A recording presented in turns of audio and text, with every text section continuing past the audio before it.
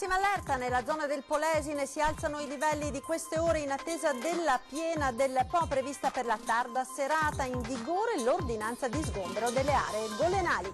Dopo il comitatone per il governatore Zaia, stamane audizione in commissione al Senato sulla Guardia di Venezia ed il Mose, se non funziona, dice Zaia, è la più grande tragedia della storia. Almeno 1 milione di euro per risistemare la strada di Cavallino Treporti, nella quale ieri pomeriggio si è aperta la voragine, tecnici al lavoro costantemente. A grande richiesta, dopo il successo di ascolti di sabato scorso, vi riproporremo il documentario sui giorni drammatici dell'Acqua Alta, appuntamento sabato alle 21:15. La squadra mobile di Padova ha arrestato un noto 59enne imprenditore di Fossò, protagonista della movida tra Venezia e Padova. Nella sua abitazione trovata droga dello stupro. Ancora furti nella Marca, paura a Roncade, dove un uomo ieri sera ha rincorso i ladri con una mazza da baseball. Ho agito d'impulso, dice, ma lo rifarei. Referendum e separazione tra Mestre e Venezia, a 4 giorni dal voto, clima bollente. I comitati per il sì denunciano in procura l'assessore al bilancio Zuin per diffusione di notizie false. Presentato anche un ricorso al TAR contro il rischio astensione. Ben ritrovati con l'edizione del Veneto dei nostri telegiornali. In primo piano l'allerta massima nella zona del Polesine per la piena del Po, prevista per la tarda serata. Intanto è in vigore in tutti i comuni rivieraschi l'ordinanza di sgombero delle aree golenali lungo le anse del fiume.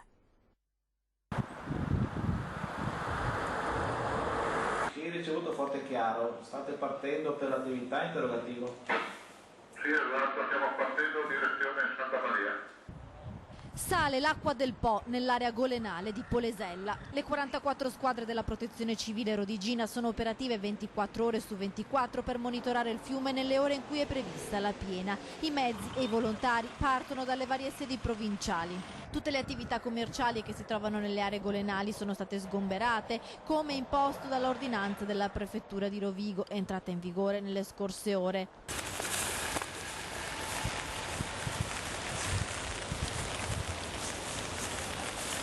Ecco Borgo Santa Maura, qui a Polesella, è deserto, vuota e chiusa anche una pizzeria. L'allerta rossa, che indica lo stato di allarme, è stata confermata dalla Regione Veneto fino alle 14 di sabato 30 novembre.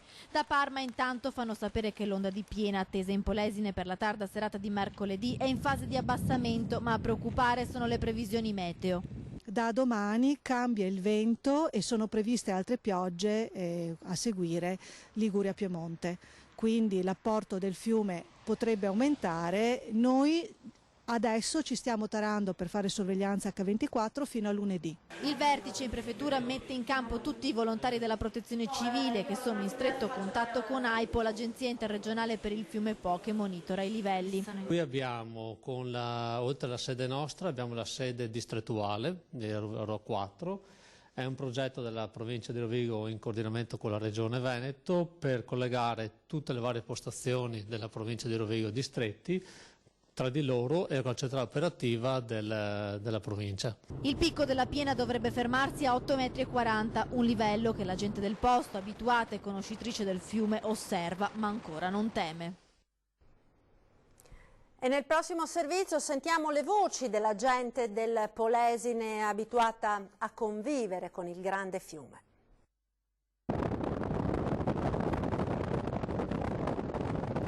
L'attracco fluviale sul Po a Santa Maddalena, nell'area golenale al confine con la provincia di Ferrara, è chiuso. L'acqua lambisce le case. I segnali che delimitano la zona lungo il fiume sono quasi completamente sommersi. L'acqua la vediamo alle sue spalle, è sempre più vicina. Com'è la situazione? Ma è abbastanza tranquilla, adesso crescerà altri 10 centimetri, comunque io ho l'acqua nell'orto, ma siccome abbiamo avuto situazioni ben più tragiche di queste qui, pertanto questa qui oggi non abbiamo paura. Qui invece siamo nell'area golenale di Occhiobello, vedete il fiume dove arriva e l'acqua è entrata anche nel giardino di 2 abitazioni. Tra Polesella e Ro Ferrarese le 2 sponde del fiume sono affollate di residenti e curiosi che si avvicinano pericolosamente al fiume incuriositi. È sempre affascinante finché le cose vanno bene, ecco. Abita qui vicino? Sì, quindi non dovremmo avere, penso, ma gli argini qua sono sempre stati forti ne abbiamo viste anche di più alte. Così alto fa un po' impressione. Sono distante 1 chilometro, però non temo, ecco. Diciamo che siamo un po' abituati a vederlo ogni tanto così alto. Non è troppo preoccupante, però è strano vedere il fiume così. Ieri sono venuta qua e la stradina lì era fino in fondo al marciapiede là, quindi si è alzato ancora un altro po', però insomma vediamo, speriamo, ecco. Ecco la situazione nell'area golenale dove si trova il mulino del Po. Qui al mulino sul Po di Ro l'acqua è salita notevolmente nelle scorse ore, vedete le altalene, le giostre di questo parco fino a martedì si potevano vedere, questa invece è la situazione adesso. La Protezione Civile avverte residenti e curiosi di evitare le strade arginali, soprattutto nelle ore serali, perché sono poco illuminate e devono essere lasciate libere per eventuali soccorsi ed interventi di emergenza. Cambiamo argomento, ora torniamo a parlare di Venezia e della salvaguardia. Ieri il comitatone, domani Zaia sarà a Roma per l'autonomia. Oggi invece l'audizione alla Commissione Lavori Pubblici del Senato sulla salvaguardia di Venezia e del Mose. Sentiamo le parole del Presidente della Regione Veneto, Luca Zaia. Se non funziona sarebbe una tragedia di forse più grande spreco della storia mai conosciuto dalla comunità internazionale. Se funzionerà si confermerà un'opera di grande ingegneria e quindi diciamo che è un'opera spendibile a livello internazionale, altrimenti sarà un grande fiasco, ma insomma, solo i pessimisti non fanno fortuna, andiamo in questa direzione. Non è che vengo in audizione per dire che la Regione non c'entra niente, perché questo è chiaro. Forse qualcuno ancora non l'ha capito. È un'opera dello Stato, la Regione non ha funzioni né nei cantieri né nelle programmazioni, tant'è vero che ieri in comitatone, quindi su volontà anche del Presidente del Consiglio, si è deciso di fare un tavolo di coordinamento gestito dal Prefetto di Venezia per informare ogni mese gli enti territoriali dello stato dell'arte. Gli mancano ancora 320 milioni dei 5 miliardi e mezzo. Ieri si è deciso di andare avanti, la fine lavori è garantita per il 2021, questi sono i dati che ci danno a livello nazionale, dopodiché ovviamente si tratterà di metterlo in funzione. Il Codacons ha presentato oggi una denuncia penale alla Procura di Venezia contro la Regione Veneto, chiamando in causa il Piano Nazionale 2019 per la mitigazione del rischio idrogeologico. Tale piano, spiega il Codacons, è stato adottato con decreto del Presidente del Consiglio dei Ministri del 20 febbraio 2019 ed approvato sia dal CIPE che dalla Corte dei Conti lo scorso settembre, ed individua un elenco di progetti ed interventi infrastrutturali immediatamente eseguibili in tutta Italia sul fronte della messa in sicurezza del territorio, interventi aventi carattere di urgenza e indifferibilità. E per quanto riguarda il Veneto ha messo da subito a disposizione della Regione 29 milioni di euro per finanziare 34 interventi urgenti. Con l'esposto il Codacons chiede alla magistratura di aprire un'indagine sull'amministrazione regionale per verificare l'utilizzo dei fondi messi a disposizione e, in caso di mancata attuazione degli interventi programmati dal piano, procedere nei confronti dei vertici regionali per le possibili fattispecie di concorso in disastro ambientale e omissione di atti d'ufficio. E denuncia in procura nei confronti del Comune di Venezia ed Ames per non avere lasciato a casa il personale scolastico nei giorni dell'emergenza acqua alta, nonostante la sospensione delle attività scolastiche. Non è stata garantita la sicurezza, dicono. Sentiamo. Omissione dolosa di cautele contro gli infortuni sul lavoro. Con questa motivazione CGIL, CSA e UIL hanno presentato un esposto in procura contro il Comune per aver gestito male, dicono, il fronte scolastico durante l'emergenza dell'acqua alta.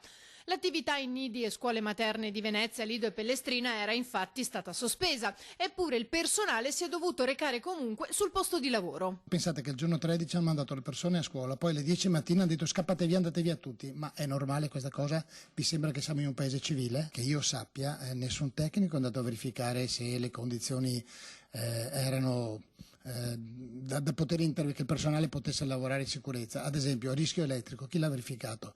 A Palestina un povero Cristo è morto folgorato.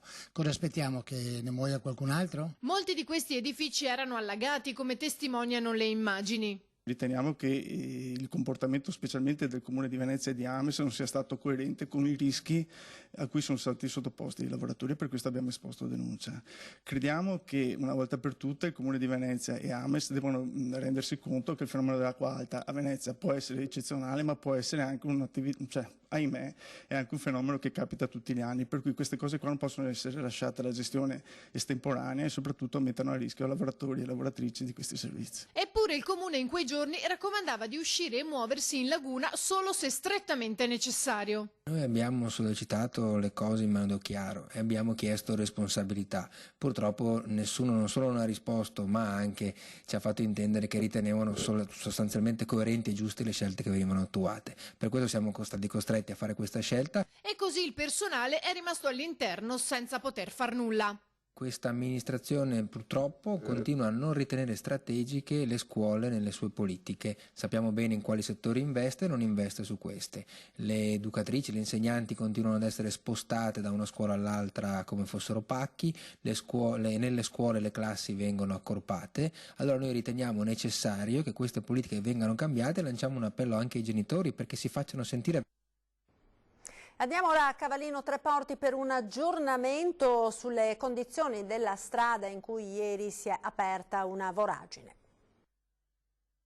I lavori di sicurezza veri e propri, quelli del palancolato, sono stati conclusi nella tarda nottata, verso mezzanotte, ed è stato completamente chiuso l'accesso dell'acqua dal canale di Poderio al canale del Consorzio di Bonifica. È stata una lunga serata, quella di martedì. Ore e ore di lavoro da parte dei tecnici qui in via Pordelio, in zona Cavallarina, Cavallino Treporti. Sono già stati posizionati dei pesanti sacchi di sabbia mentre le gru continuano a lavorare e c'è già una prima stima dei danni. Si parla di almeno 1 milione di euro per risistemare la strada in cui si è aperta questa voragine profonda circa 3 metri e che interessa un tratto di 10. Ci siamo incontrati questa mattina con il tecnico dell'ex magistrato alle acque, precisamente del provveditorato dei lavori pubblici, e il quale ci ha confermato che si è formato un sifone sotto la mura di contenimento. Quindi la mura ha tenuto, però l'acqua, la forza dell'acqua con le alte maree degli ultimi giorni hanno eroso sotto proprio la mura ed hanno sifonato. Di proprietà dell'ex magistrato alle acque, la zona, secondo chi sta effettuando interventi da settimane, presenta troppe criticità. Tutti gli interventi che abbiamo fatto negli ultimi 15 giorni sono stati tutti dovuti ad arginature e situazioni di bricole che si spezzano, quindi dover mettere in sicurezza il traffico acqueo, ma soprattutto gli argini che stanno cedendo in decine e decine di punti. Abbiamo messo giù 1500 sacchi di sabbia per andare a preservare quei fontanazzi, quelle situazioni a rischio, però è impossibile da parte nostra sostenere questi ritmi perché sono troppi i punti critici che abbiamo su tutto il territorio. E sabato prossimo, a grande richiesta, vi riproporremo a partire dalle 21:15 il documentario L'Apocalisse di Venezia, il racconto dei giorni che hanno messo in ginocchio Venezia, con l'acqua alta record in primo piano nelle nostre edizioni straordinarie che vi hanno aggiornato ora dopo ora su quanto stava accadendo non solo nel capoluogo lagunare. Dopo i grandi ascolti di sabato scorso ci avete chiesto di rivederlo, appuntamento dunque sabato a partire dalle 21:15. Ancora cronaca, ancora furti in provincia di Treviso, paura ieri sera a Roncade dove un uomo ha rincorso i ladri con una mazza da baseball. Stavamo guardando un film io e la mia ragazza e a un certo punto abbiamo sentito dei rumori provenire dalla parte posteriore della casa e io, tirando un po' le orecchie, sentivo che era come un grattare sui balconi di casa, al che non ci ho pensato 2 secondi, ho preso la mazza Ecco la mazza da baseball con cui quest'uomo di Roncade, che non vuole essere riconosciuto, si è lanciato alla rincorsa dei malviventi che, poco dopo le 7 di sera, hanno tentato di entrare nella sua abitazione attraverso questa finestra. Il giovane non ci ha pensato 2 volte e ha subito affrontato i ladri. Sono uscito dal garage, appena girato l'angolo c'erano 2 persone con un levarino che facevano leva sul balcone di casa e cercavano di entrare. Ne seguono scene da Far West, il faccia a faccia è teso, veloce, il roncadese brandisce la mazza e li rincorre. Li ho scoperti, mi hanno visto, li ho rincorsi per un pezzo di giardino con la mazza in mano, loro hanno scavalcato la rete, appena di là della rete mi hanno detto con accento dell'est, adesso non so identificare, e comunque mi hanno detto è meglio che torni in casa. E io gli ho detto è meglio che ve ne andate velocemente. Impossibile però riconoscerli. L'uomo non ha con sé una torcia e poco prima i malviventi hanno strappato i fili dei faretti esterni. Forse pensavano di agire indisturbati. Restano sequenze ad alta tensione vissute poco prima di cena in una zona poco fuori dal centro. In quei momenti non pensi a niente, pensi solo che stanno violando la tua proprietà, stanno mettendo le mani su qualcosa che non devono toccare. E quindi sono uscito proprio di getto, non ho pensato a nessuna conseguenza, in questi casi non pensi a niente. La squadra mobile di Padova ha arrestato per spaccio di stupefacenti un imprenditore di Fossone. Il veneziano aveva in casa ingenti quantità della cosiddetta droga dello stupro. Di giorno commerciante di Pellami, di notte organizzatore di eventi tra il padovano e il veneziano, durante i quali avrebbe spacciato droghe sintetiche che stordiscono o danno eccitazione. Sostanze facilmente reperibili anche su internet, potenzialmente pericolosissime non solo per il fisico, ma per il loro utilizzo nelle violenze sessuali. Vanni Fornasiero, 59 anni, di Fossone, veneziano, è stato arrestato dalla squadra mobile di Padova dopo una lunga indagine condotta nel mondo della movida notturna e che ha portato la Procura di Venezia a emettere una perquisizione domiciliare. In casa di Fornasiero c'erano vari tipi di droga. Per primo 1,5 litri di GBL, acido gamma butirrolattone, liquido che dà rilassamento e amnesia. È un solvente, ma in microdosi ne basta una goccia per alterare le bevande, provocando uno stato di confusione e cedimento psicologico e fisico che espone al rischio di essere vittime di abusi sessuali. Porta anche l'amnesia successiva, per cui se uno ingerisce questo, prova un grande desiderio o comunque non ha freni inibitori, però poi non ricorda niente. Oltre ai flaconi di GBL, il 59enne aveva in casa anche diversi tubi di mefedrone, uno psicoattivo eccitante con effetti simili alla cocaina, ma molto più potente e sconosciuto. Anche questo facilmente reperibile sul web. È il primo sequestro in Italia per questa sostanza. Il 59enne di Fossò avrebbe spacciato il GBL in boccette da 1 o 2 millilitri a 10-20 euro l'una. Ora si trova al carcere 2 Palazzi di Padova. Linea alla regia, ora per qualche istante di pubblicità. A tra poco.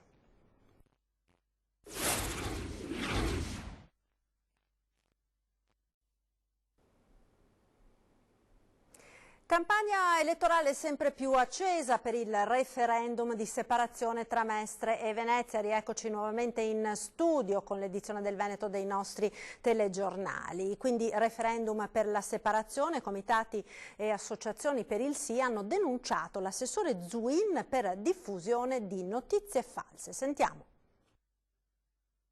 Tutti i presidenti delle associazioni del Comitato per il Sì, sono diverse persone, hanno ritenuto che la campagna elettorale fosse gravemente inquinata da false comunicazioni da parte dell'assessore al bilancio e alle aziende partecipate. Pubblicazione di notizie false, esagerate e tendenziose atte a turbare l'ordine pubblico. Procurato allarme presso l'autorità, abuso della credulità popolare. Sono i 3 articoli del Codice Penale su cui si basa la denuncia presentata in procura da associazioni e comitati per il sì al referendum nei confronti dell'assessore al bilancio del Comune di Venezia Michele Zuin.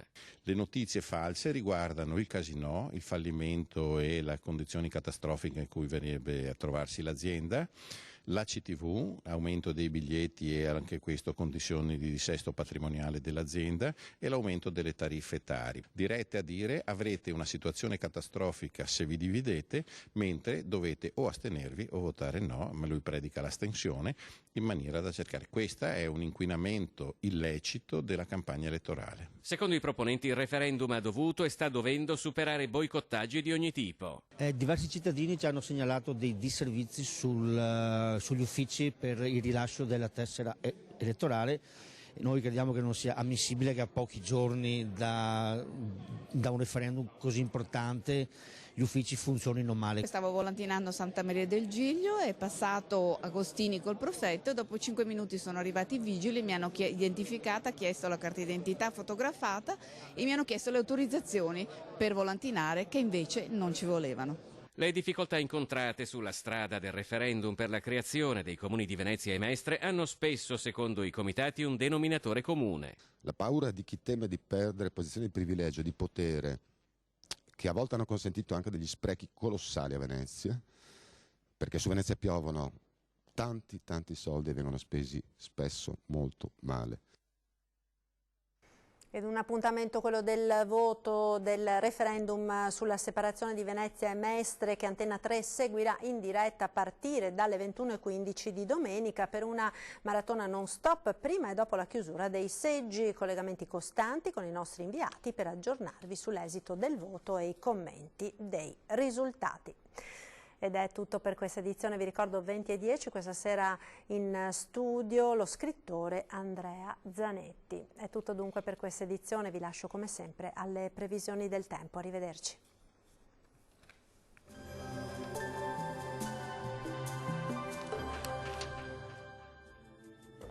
Bentrovati al meteo. Tempo in miglioramento sul nostro territorio, le piogge sono in via di cessazione e sarà dunque via via più stabile. Vediamo il dettaglio di giovedì 28 novembre. Sul Veneto alternanza di nuvole e locali rasserenamenti, ma in pianura sarà piuttosto grigio a causa di qualche nebbia mattutina, poi in dissolvimento e in nuova formazione in serata. Vediamo anche le temperature stazionarie, minime tra 4 e 9 gradi, massime comprese invece tra 10 e 13 gradi. Ci spostiamo ora sul Friuli Venezia Giulia con qualche residua pioggia a carattere sparso in giornata, ma anche in questo caso in serata i fenomeni saranno in esaurimento. Temperature minime tra 8 e 12 gradi, massime oscillanti invece tra i 12 e i 13 gradi. Uno sguardo infine al Trentino Alto Adige, dove avremo locali foschie al mattino sui settori meridionali della nostra regione, maggiori spazi soleggiati invece altrove. Temperature minime tra 3 e 4 gradi, massime vedete sugli 11 gradi circa. Dal meteo di Antena 3 per ora è tutto, grazie per l'attenzione e arrivederci.